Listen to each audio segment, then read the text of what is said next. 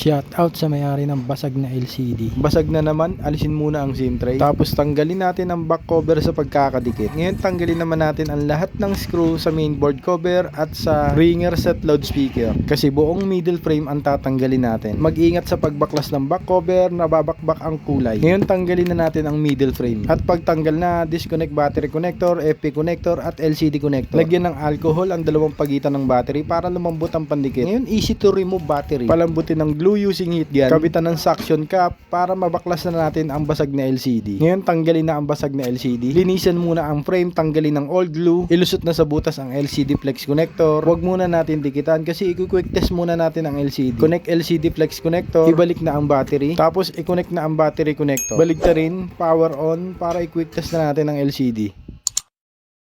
Welcome back. At kung nagustuhan nyo po ang palit LCD tutorial, don't forget to like, share, and follow po.